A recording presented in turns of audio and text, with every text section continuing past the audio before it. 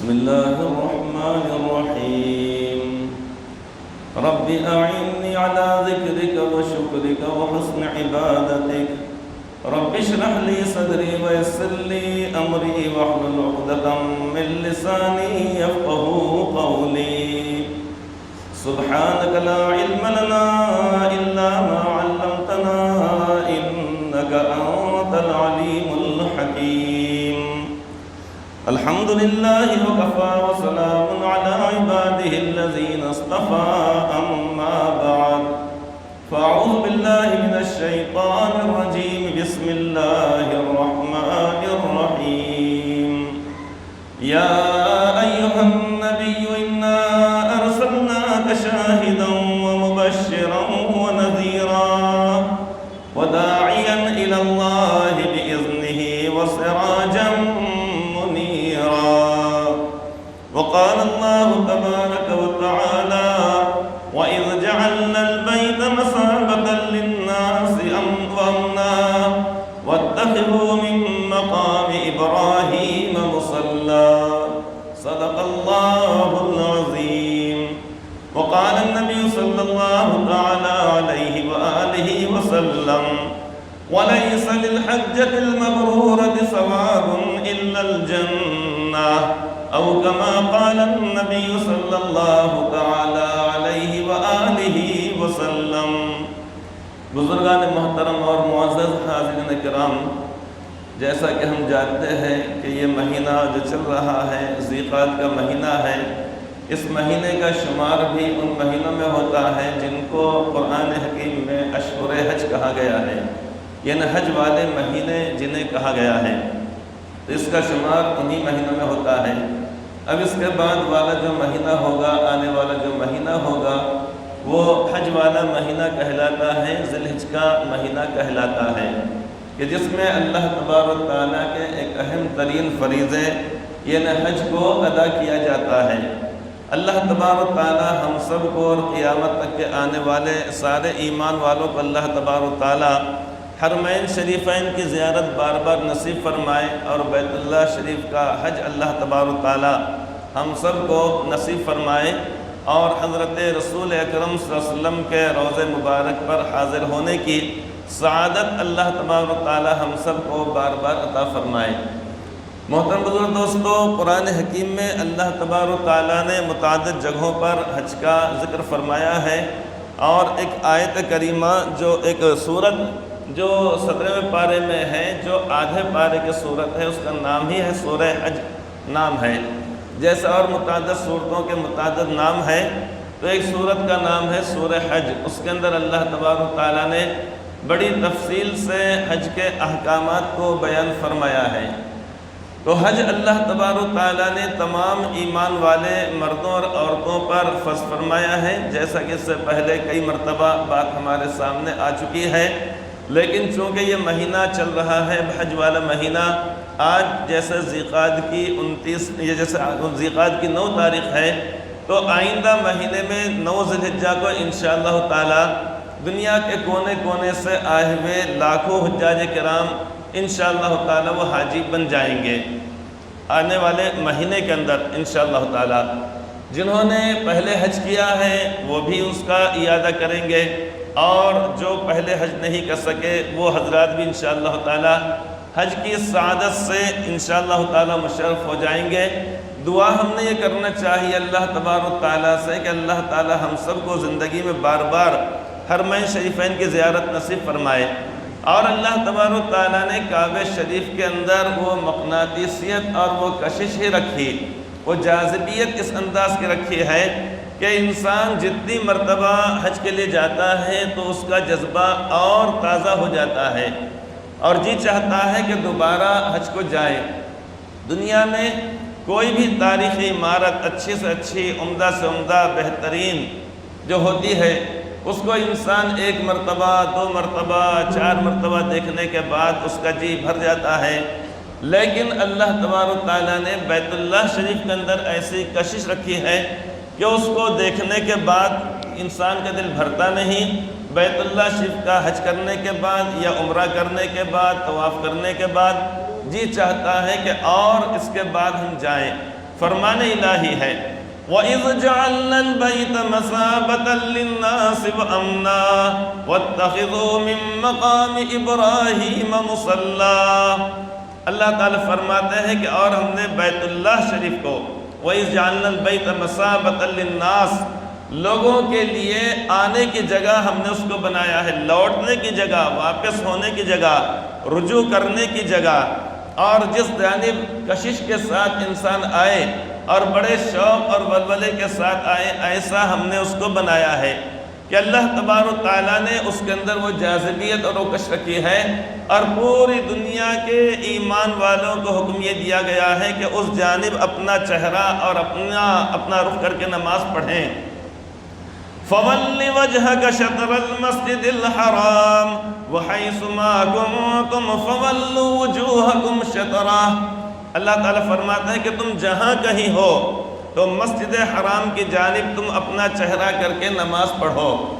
اب چاہے انسان مشرق میں ہو، مغرب میں ہو، شمال میں ہو، جنوب میں ہو، دنیا کی کسی بھی سمت کے اندر ہو، تو ان تمام کو حکم یہ دیا گیا ہے کہ تمام کے تمام لوگ یعنی بیت اللہ شریف کی طرف اپنا چہرہ کر کے نماز پڑھیں، تبھی جا کر ہماری نماز ہوگی۔ اسی واسطے جب بھی ہم نماز پڑھتے ہیں، چاہے نماز وہ فرض ہو، واجب ہو، سنت مؤکدہ، غیر مؤکدہ، بار بار ہر نماز کے اندر یہ اعادہ کیا جاتا ہے۔ مثلاً کہ نماز پڑھتا ہوں میں جمعہ کی 2 رکعت خاص واسطے اللہ تعالیٰ کے منہ کعبہ شریف کی طرف، یہ لفظ یا یہ جملہ ہم بار بار ہم اپنی زبانوں سے ادا کرتے ہیں اور زندگی بھر، تاکہ یہ اعادہ ہو جائے اور تاکہ یہ استحضار ہو جائے کہ ہمارا چہرہ، ہمارا رخ بیت اللہ شریف کی جانب ہونا چاہیے۔ تو اللہ تبارک و تعالیٰ نے وہاں پر وہ کشش اور جاذبیت کو اللہ تبارک و تعالیٰ رکھا ہے۔ جتنی بھی ہم عبادات ہم جو کرتے ہیں، روزانہ عبادت کرتے ہیں، نماز ہے، سال میں 1 مرتبہ روزہ رکھا جاتا ہے، زکوٰۃ دی جاتی ہے سال میں 1 مرتبہ، تو اسی طریقے سے حج کرنے کا حکم دیا گیا ہے، اور سارے ایمان والوں کو قیامت تک کے آنے والوں کو حکم دیا گیا ہے۔ وَلِلَّهِ عَلَى النَّاسِ حِجُّ الْبَيْتِ مَنِ اسْتَطَاعَ إِلَيْهِ سَبِيلًا، اور اللہ تبارک و تعالیٰ کی خوشنودی کے لیے بیت اللہ شریف کا حج کرنا، قصد کرنا تمام ایمان والوں کے لیے ضروری ہے۔ اب اس کے اندر کچھ شرائط ہیں، یہ اسی طریقے سے کچھ حالات ہیں کہ جس کی بنا پر یہ ہوگا کہ فلاں پر حج فرض ہوگا، فلاں پر نہیں ہوگا۔ حج فرضیت کے اعتبار سے تو ہر ایمان والے کے اوپر ہے۔ بنی الاسلام علی 5 شہادت اللہ الہ الا اللہ وان محمد رسول اللہ واقام الصلاۃ وایتاء الزکاۃ والحج وصوم رمضان۔ اس اعتبار سے تو تمام ایمان والوں پر، چاہے وہ شخص مالدار ہو، امیر ہو، کروڑ پتی ہو، لکھ پتی ہو، جھوپڑ پٹی میں رہنے والا ہو، محنت مزدوری کرنے والا ہو، یا اسی طریقے سے اس کی یومیہ آمدنی اتنی کم ہے کہ صبح میں کھائے تو شام کو نہیں، شام میں کھائے تو صبح نہیں، آج کھائے تو کل نہیں، کل کھائے تو آج نہیں، تو اس طریقے سے اس پر بھی حج فرض ہے۔ ہاں یہ اور بات ہے کہ مجبوری کی وجہ سے اس کو وقتی طور پر مؤخر کر دیا گیا ہے، مثلاً مالی استطاعت نہیں ہے، تو حکم یہ ہے کہ حج تو فرض ہے، لیکن ادا اس وقت کرنا ہے جب اتنی مالی حیثیت ہو جائے گی۔ حج ہر ایمان والے پر فرض ہے، لیکن اگر وہ شخص اتنا یعنی بوڑھا ہو جائے یا اسی طریقے سے ایسے مرض کے اندر مبتلا ہو جائے خدا نخواستہ کہ جس کی وجہ سے حج ادا نہیں کر سکتا، لیکن مالی استطاعت ہے اور زندگی بھر اس کو اب صحت اور تندرستی کی امید نہیں ہے، تو پھر ایسی صورت میں حکم یہ دیا گیا ہے کہ وہ اپنی جانب سے کسی کو حج کرائے، حج بدل جسے کہا جاتا ہے۔ حج بدل کے بھی تعلق سے ذہن کے اندر رکھنا چاہیے۔ علماء کرام نے وضاحت کی ہے احادیث پاک کی روشنی کے اندر، احادیث پاک کے مطابق، کہ جب کسی کو ایسی مجبوری کی حالت میں حج بدل کسی کے ذریعے کرائے جائے تو اس شخص کو بھیجا جائے کہ جس نے پہلے اپنا حج فرض ادا کر لیا ہو، جس نے اپنا حج کیا ہی نہیں، اب اس کو بھیجتے اگر ہیں، اس کا جانا مکروہ ہے، بھیجنا مکروہ ہے۔ کیوں؟ اس واسطے کہ اس کے اوپر حج فرض ہے، اس نے ادا کیوں نہیں کیا۔ اور جس کے اوپر حج فرض نہیں ہے اس کے بالمقابل ایسے شخص کو کہ جس نے حج ادا کر لیا ہے اس کو بھیجا جائے۔ وجہ اس کی یہ ہے کہ جس نے جب حج کر لیا ہے اس کو ایک تجربہ ہو جاتا ہے کہ میلین اخضرین پر کس رفتار سے تیزی سے کو چلنا ہے، صفا مروہ کے درمیان سعی وہاں پر کس طریقے سے کرنا ہے، جمرات پر کنکریاں کس طریقے سے مارنا ہے، اسی طریقے سے بیت اللہ شریف کا طواف کس طریقے سے کرنا ہے، اور بہت ساری چیزیں ہیں کہ تجربہ ہونے کی بنا پر اس شخص کو بھیجنا۔ اور دوسری بات یہ ہے کہ جس نے اپنا حج ادا کر لیا ہو اس کو بھیجنا مستحب کہلاتا ہے، تو اس بارے میں بھی ذہن میں رکھنا چاہیے، ورنہ ہوتا یہ ہے کہ جس نے حج نہیں کیا اب اس کو بھیج دیا گیا، اس کو آتا جاتا کچھ نہیں ہے، اس کو یہ بھی نہیں معلوم ہے کہ احرام باندھنے کا طریقہ کیا ہے، اس کو تلبیہ بھی برابر یاد نہیں ہے، لبیک اللہم لبیک لبیک لا شریک لک لبیک ان الحمد والنعمت لک والملک لا شریک لک۔ اب یہ تلبیہ جو اتنا مختصر سا ہے یہ بھی یاد نہیں ہے، اسی طریقے سے وہ دعا بھی یاد نہیں ہے کہ اللہم انی ارید الحج والعمرۃ فیسرہما لی وتقبلہما منی۔ یہ حج قران جو اس کے حج کی جو قسم ہے اس میں یہ دعا مانگی جاتی ہے۔ اور اگر حج افراد اگر ہو تو اللہم انی ارید الحج فیسرہ لی وتقبلہ منی، اور جب عمرہ کیا جائے گا تو اللہم انی ارید العمرۃ فیسرہا لی وتقبلہا منی۔ اب یہ دعا بھی اس کو یاد نہیں ہے۔ کنکریاں مارتے وقت شیطان کو کیا دعا پڑھنا چاہیے جبکہ وہ انتہائی مختصر ہے، بسم اللہ اللہ اکبر اللہ اکبر رغمن للشیطان ورضا للرحمن، کہ میں اللہ تبارک و تعالیٰ کے حکم سے یہ عمل کر رہا ہوں شیطان کو رسوا کرنے کے لیے اور اللہ تبارک و تعالیٰ کو راضی اور خوش کرنے کے لیے۔ اب یہ موقع بموقع یہ دعائیں جو ہیں یہ یاد جب نہیں رہیں گی، اب وہ شخص جب حج بدل کو جب جائے گا تو پھر ایسی صورت میں اگرچہ کہ فریضہ وہ ادا ہو جائے گا، کیوں؟ اس لیے کہ احرام شرط ہے، اسی طریقے طواف کرنا ہے، اور اسی طریقے سے طواف زیارت کرنا ہے، صفا مروہ کے درمیان سعی کرنا ہے، اور اسی طریقے قربانی کرنا ہے۔ وہ تمام اعمال وہ کرے گا لیکن اس انداز سے نہیں کر پائے گا جس انداز سے کرنے کا حضرت رسول اکرم صلی اللہ علیہ وسلم نے حکم فرمایا ہے۔ یہ جو طریقہ جو مسنون طریقہ جو کہلاتا ہے، جو طریقہ کہ اللہ تبارک و تعالیٰ کو پسند ہے اس انداز سے وہ کر نہیں پائے گا تو جو اجر و ثواب ملنا چاہیے وہ اجر و ثواب اس کو نہیں ملے گا، اگرچہ کہ فریضہ ادا ہو جائے گا، ذمے سے جو چیز لازم ہے وہ ادا ہو جائے گی،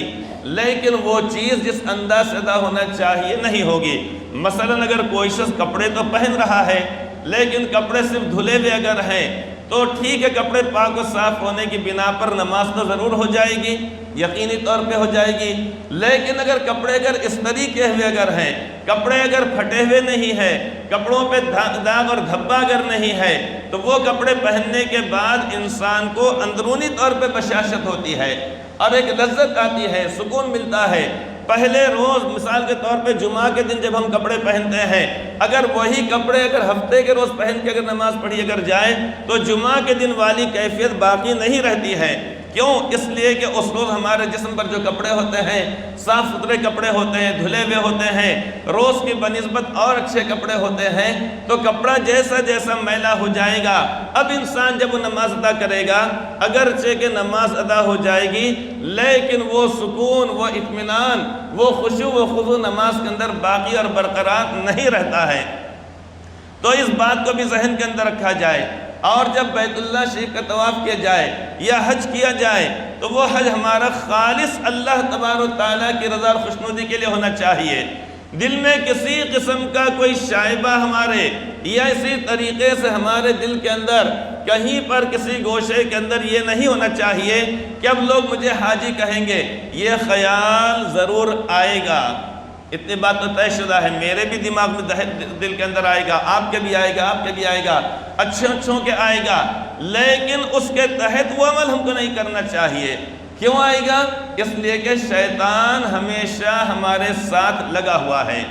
نفس ہمارے ساتھ ہمیشہ لگا ہوا ہے، لہٰذا نفس اور شیطان دل میں یہ بار بار خیالات ڈالیں گے، تو اس کی بنا پر ہم کو حج کو جانے سے، عمرہ کرنے سے رکنا تو ہرگز نہیں ہے، لیکن اس کے تحت وہ عمل نہیں کرنا ہے، بلکہ خالص اللہ تبارک و تعالیٰ کو راضی کرنے کے لیے، جو حدیث پاک میں فرمایا گیا وَلَيْسَ لِلْحَجَّةِ الْمَبْرُورَةِ ثَوَابٌ إِلَّا الْجَنَّةِ، کہ حج مبرور کا ثواب جنت ہی ہے۔ حج مبرور کا مطلب وہ حج کہ جس کو اللہ تبارک و تعالیٰ نے قبول فرما لیا ہو۔ اللہ تعالیٰ کس حج کو قبول فرماتے ہیں؟ پہلی بات وہ حج کہ جس کے اخراجات، آنے جانے کا خرچ اور تمام کے تمام اخراجات حلال اور جائز کمائی کے ہوں، حرام کمائی، ناجائز کمائی، بہنوں کا حصہ نہیں دیا گیا، اسی طریقے سے زمین غصب کر لی گئی، یا اسی طریقے سے ناپ تول کے اندر کمی کی گئی، رشوت کا پیسہ ہے، سودی کاروبار کا پیسہ ہے، شراب کے اڈے ڈالے گئے اس کا پیسہ ہے، یا اسی طریقے لوگوں کو دھوکہ دے کر، جھوٹی گواہیاں دے کر، غرض اس طریقے سے اگر ناجائز پیسہ اگر ہوگا تو اللہ تبارک و تعالیٰ کے پاس وہ حج قبول نہیں ہوتا۔ حدیث پاک میں فرمایا گیا ہے ان اللہ طیب لا يقبل الا طیبا، کہ اللہ تبارک و تعالیٰ پاک و صاف ہے، اور پاک و صافی چیز کو اللہ تعالیٰ قبول فرماتے ہیں، کہ اللہ تعالیٰ پاک و صاف ہیں، اور پاک صاف چیز کو اب چاہے وہ مقدار میں بہت معمولی ہو، مسجد میں اگر دیا جا رہا ہے پیسہ، یہ اسی طریقے تعمیر میں اگر لگایا جا رہا ہے، چاہے وہ مٹھی بھر سیمنٹ ہو، 1 روپیہ ہو، 8 آنے ہو، 10 روپیہ ہو، لیکن اگر حلال کمائی سے اگر ہے تو اس صورت میں اللہ تعالیٰ کے پاس وہ قابل قبول ہیں۔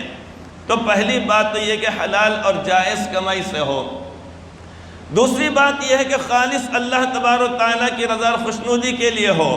اور تیسری بات یہ ہے کہ انسان اس حج کو ویسا ادا کرے جیسا کہ اللہ کے نبی صلی اللہ علیہ وسلم نے ادا کرنے کا جو طریقہ آپ نے عملی طور پر بتلایا ہے۔ اس کے علاوہ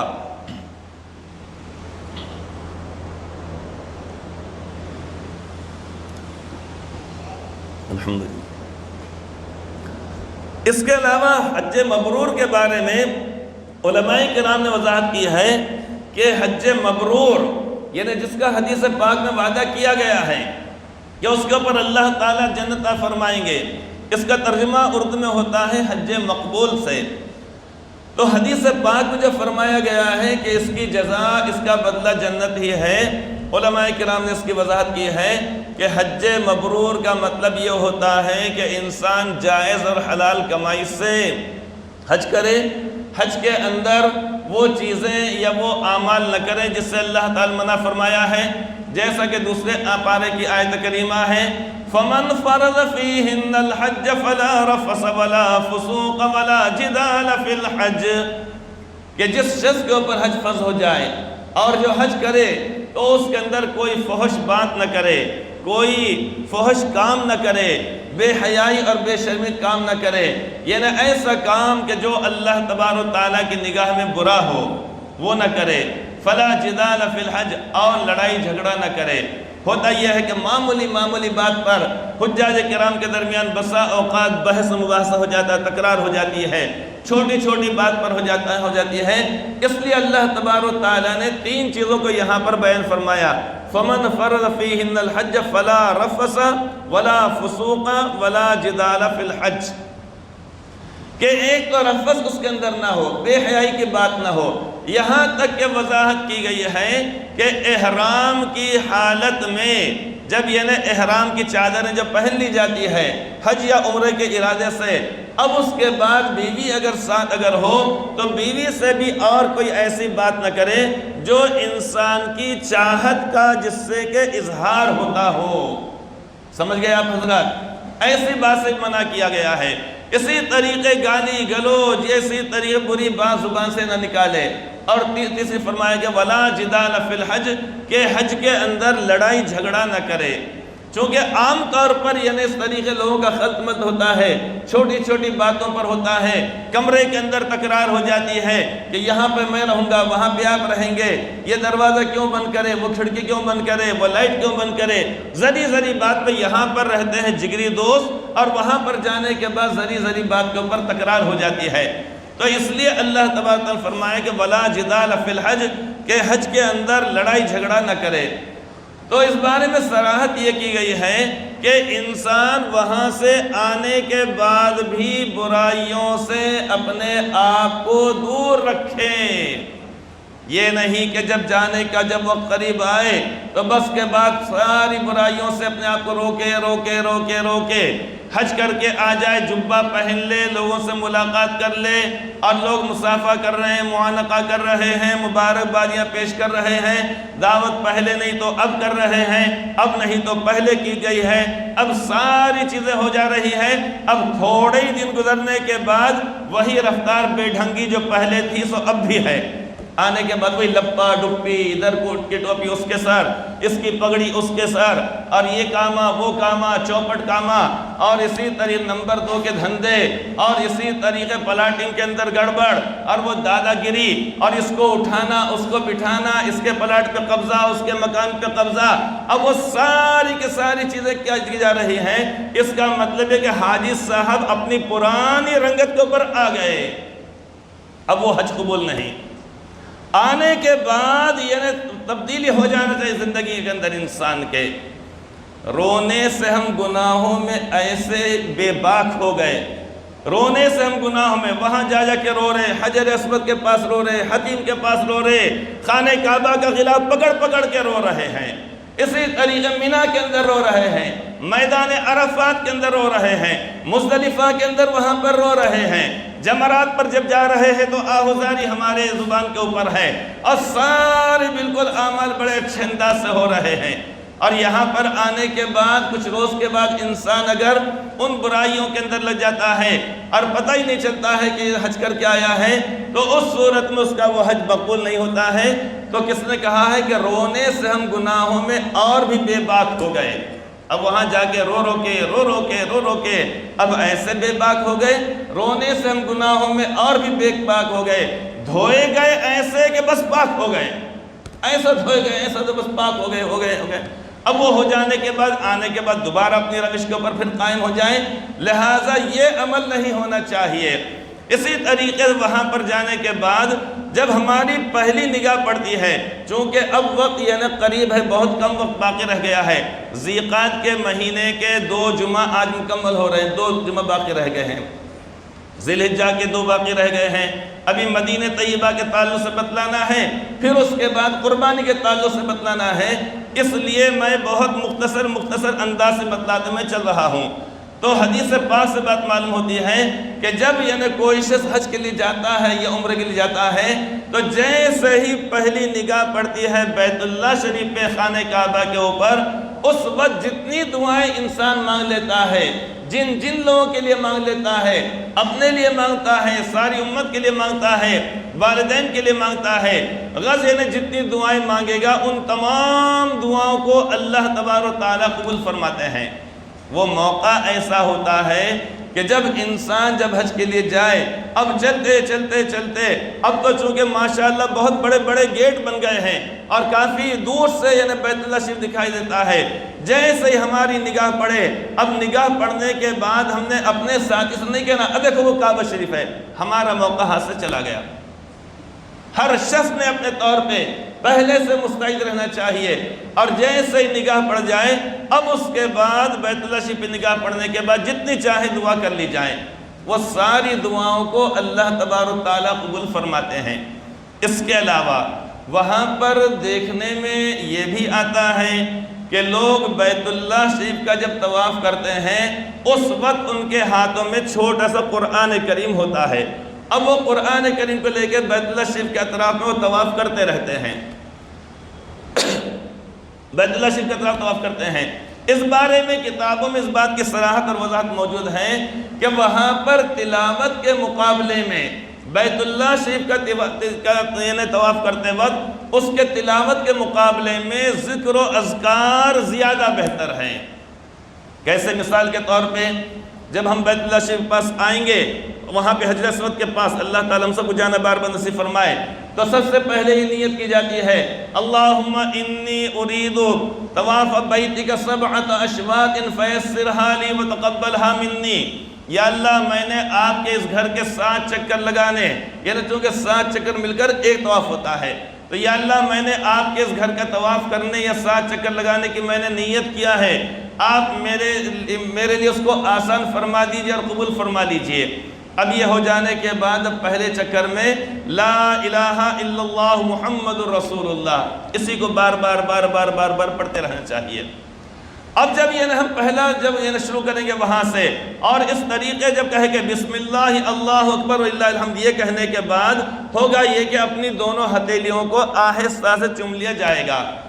قریب جانے کی وہاں پر حجر اسود کے پاس جانے کی ہم نے کوشش لے نہیں کرنا چاہیے، چونکہ بہت زیادہ ازدحام ہوتا ہے اور بہت زیادہ وہاں پر یعنی اس طریقے لوگ ایک دوسرے کو پکڑ کر کھینچتے ہیں، اور جس وقت اگر آدمی چلے بھی جائے اس وقت ان کی کیفیت دیکھنے کی رہتی ہے، یا تو اس طریقے سے ہانپتے کانپتے ہیں، سانس پھول جاتی ہے، اور بعض مرتبہ اور واقعات پیش آ جاتے ہیں۔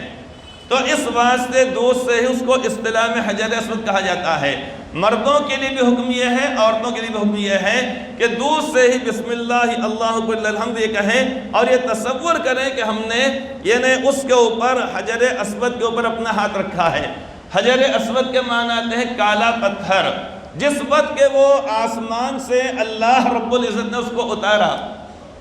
حدیث پاک میں آتا ہے کہ جس وقت کہ حضرت ابراہیم علیہ السلام نے بیت اللہ شریف کی تعمیر فرمائی، اور اس کے بعد آپ نے اپنے صاحبزادے حضرت اسماعیل علیہ السلام سے فرمایا کہ کوئی پتھر ڈھونڈ کر لے کر آؤ کہ میں اس کو ایک جگہ پہ رکھ دوں، اور اس کے بعد لوگ طواف کی ابتدا اور انتہا کہاں سے ہو اس کے مطابق کریں۔ اب وہ لانے کے لیے گئے، اتنے میں حضرت جبرائیل علیہ السلام نے آسمان سے ایک پتھر لائے جنت سے، اور لا کر آپ نے پیش فرما دیا۔ آپ نے حضرت ابراہیم علیہ السلام نے اس کو اس جگہ پر نصب کیا جس کو آج یعنی رکن اسود کہا جاتا ہے۔ حدیث پاک کے اندر یہ بات فرمائی گئی ہے کہ اللہ تبارک و تعالیٰ نے جب اس کو اتارا، جب اس کو نازل فرمایا، تو وہ دودھ سے زیادہ سفید تھا۔ کیسا تھا وہ؟ دودھ سے زیادہ سفید تھا۔ لیکن اب اس کے بعد کیا ہوا؟ آپ فرماتے فَسَوَّدَتْهُ خَطَايَا بَنِي آدم، لوگوں کے گناہوں نے اس کو کالا کر دیا۔ لوگوں کے گناہوں نے، جب لوگوں نے اس کے اوپر ہاتھ رکھا، اس کو چوما، اس کو بوسہ دیا، اب اس کی وجہ سے وہ پتھر وہ کالا ہو گیا۔ فَسَوَّدَتْهُ خَطَايَا بَنِي آدم، یہ حدیث پاک کے الفاظ ہیں۔ تو وہاں سے وہ شروع کیا جائے گا حجر اسود کے پاس سے، تو رکن اسود، اس کے بعد جو دوسرا جو کنارہ ہے رکن عراقی کہا جاتا ہے۔ اس کو مثال سے آپ یوں سمجھ سکتے ہیں، یہ جو ہمارا ستون دکھ رہا ہے یہ 1، جس کے اوپر گھڑی لگی 2، جس کے اوپر پنکھا ہے 3، اور جس کے اوپر یہ ستون یہاں پہ 4۔ اب چلیے یہیں پہ سمجھاتا ہوں میں آپ کو، سمجھ جائیے۔ یہ ہے رکن اسود، حجر اسود یہاں پر ہے۔ اب یہاں پر جب ہم نے یہ خانہ کعبہ کو دیکھ کر اب اس کے بعد ہم نے جو نیت کر لی ہم نے، اور اس کے بعد جب طواف شروع کیا جائے گا، سبھی حضرات سے گزارش ہے کہ زیادہ سے زیادہ امداد فرمائیں۔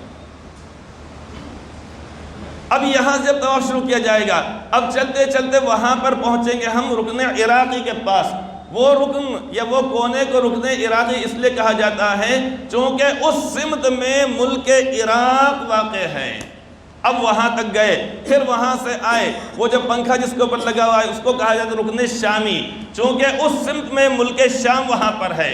اور اسے کہا جاتا ہے رکن یمانی۔ اب یہاں سے طواف شروع کرے اور کلمہ طیبہ لا الہ الا اللہ لا الہ الا اللہ لا الہ الا اللہ لا الہ الا اللہ محمد الرسول اللہ، یہ پڑھنا ہے، لیکن آہستہ آہستہ آواز سے پڑھنا ہے، بلند آواز سے نہیں پڑھنا ہے۔ اور ہمارا جو تلبیہ جو ہوگا عمرہ کرتے وقت ہو، حج کرتے وقت ہو، جیسے ہی طواف شروع کیا جاتا ہے وہاں پر تلبیہ یعنی لبیک اللہم لبیک یہ کہنا ختم ہو جاتا ہے۔ اب وہاں سے رکن عراقی سے رکن اسود سے یہاں شروع کرے، رکن عراقی پر آئے، رکن شامی پر آئے، اب اس کے بعد رکن یمانی۔ یعنی چونکہ ادھر ملک یمن واقع ہے اس لیے اس کا نام ہے رکن یمانی، اور ادھر ایک بہت بڑا دروازہ جس کا نام ہے باب عبدالعزیز، کنگ فہد گیٹ اس کے اوپر لکھا ہوا ہوتا ہے۔ اب یہ پہلا دروازہ وہاں پر ہے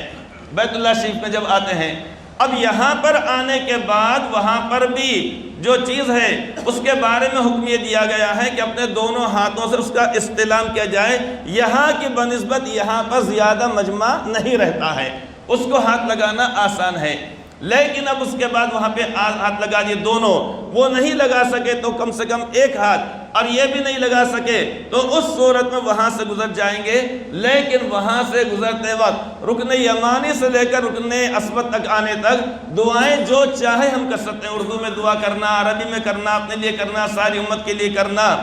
اور وہاں کی دعا یہ بتلائی گئی ہے، اللہم انی اسألک العفو والعافیہ فی الدنیا والآخرہ، ربنا آتنا فی الدنیا حسنہ وفی الآخرۃ حسنۃ وقنا عذاب النار وادخلنا الجنۃ مع الابرار یا عزیز یا غفار یا رب العالمین برحمتک یا ارحم الراحمین۔ دعا بہت مختصر ہے، میں پڑھ رہا ہوں تو آپ یہ نہ سوچیں ارے باپ اتنی بڑی دعا کس کو یاد ہوں گی،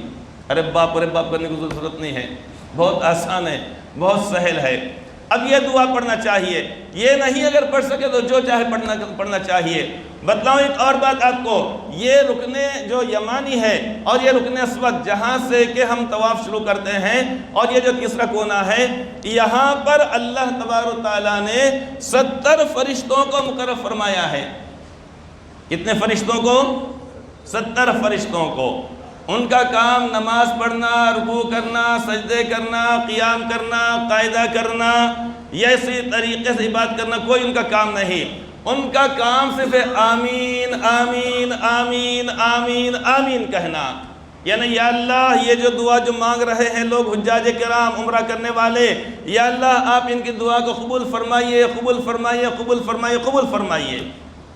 یہ 70 فرشتے اللہ تبارک و تعالیٰ یہاں پر متعین فرما دیے ہیں۔ کتنے فرشتے ہیں؟ 70 فرشتے ہیں۔ تو یہ رکن یمانی سے لے کر رکن اسود تک یہاں پر 70 فرشتوں کو مقرر کر دیا گیا ہے، لہٰذا یہاں پر جو چاہے ہم دعا کر سکتے ہیں۔ اس کے علاوہ وہاں پر وہ چیز کہ جس کو زمزم کہا جاتا ہے اس کو بھی جتنا زیادہ ہو سکے سیراب ہو کر پینا چاہیے، اس سے وضو بھی کرنا بلا کراہت جائز ہے، اس کی وضاحت کی گئی ہے۔ وہاں پر ہوتا ہے، وہ رکھا ہوا ہوتا ہے، اور وہاں پر وضو وغیرہ کرنا بھی انسان کے لیے کوئی مشکل نہیں ہے، ایسی جگہ پر رکھا ہوتا ہے۔ حدیث پاک میں فرمایا گیا ہے ماء زمزم لما شرب لہ او کما قال علیہ السلام۔ آپ فرماتے ہیں کہ آب زمزم جس نیت سے پیا جاتا ہے، جو دعا کر کے پیا جاتا ہے، جس مقصد سے پیا جاتا ہے، اللہ تبارک و تعالیٰ اس دعا کو پورا فرماتے ہیں، یا اس مقصد کو پورا فرماتے ہیں، اس دعا کو اللہ تبارک و تعالیٰ قبول فرماتے ہیں۔ تو آب زمزم کے تعلق سے یہ بات فرمائی گئی ہے، اور بیت اللہ شریف کے تعلق سے یہ ہے کہ جس وقت ہم جب بیت اللہ شریف کا طواف کریں گے اس وقت یعنی جب ہم شروع کریں گے اس وقت تو ہمارا نیت کا تو ہمارا چہرہ اس طرف رہے گا، لیکن جب بیت اللہ شریف کا جب طواف کرنا جب شروع کر دیں گے تو دوران طواف بیت اللہ شریف کو دیکھنے کی ممانعت ہے۔ آئی بات سمجھ میں؟ جس طریقے نماز پڑھ رہے ہم، اب نماز پڑھنے کے بعد حکم یہ ہے کہ رکعت باندھنے کے بعد ادھر دیکھنا، نیچے دیکھنا، یوں دیکھ رہے ادھر دیکھ رہے، جھومر کیسا ہے، پنکھا کیسا ہے، گھڑی بہت پرانی ہوگی بدلنا چاہیے، ادھر دیکھ رہے ادھر دیکھ رہے، تو جیسے یہ چیزیں بے ادبی کہلاتی ہے تو اسی طریقے طواف کے دوران دیکھنا بے ادبی ہے۔ ہاں جب طواف ہو جائے اب اس کے بعد حکم یہ ہے کہ جتنا چاہے دیکھو، بلکہ خوب دیکھو، بار بار دیکھو۔ کس طریقے سے؟ حدیث پاک سے بات معلوم ہوتی ہے کہ روزانہ اللہ تعالیٰ کی 120 رحمتیں یعنی بیت اللہ شریف کے اوپر نازل ہوتی ہیں، جس میں سے 60 رحمتیں اللہ تبارک و تعالیٰ کی یہ ان لوگوں کے اوپر نازل ہوتی ہے جو بیت اللہ شریف کا طواف کرتے ہیں، 40 ان لوگوں کے اوپر جو وہاں پر نماز پڑھتے ہیں، اور 20 رحمتیں ان لوگوں کے اوپر جو صرف بیت اللہ شریف کا دیدار کرتے ہیں۔ تو بیت اللہ شریف کا دیدار کرنا، اس کو دیکھنا مستقل اجر و ثواب ہے۔ بس یہیں پر بات ختم کی جاتی ہے۔ اللہ تبارک و تعالی ہم سب کو اور پوری امت مسلمہ کو قیامت تک کے آنے والوں کو اللہ تعالی بار بار حرمین شریفین کی زیارت نصیب فرمائے، آمین ثم آمین۔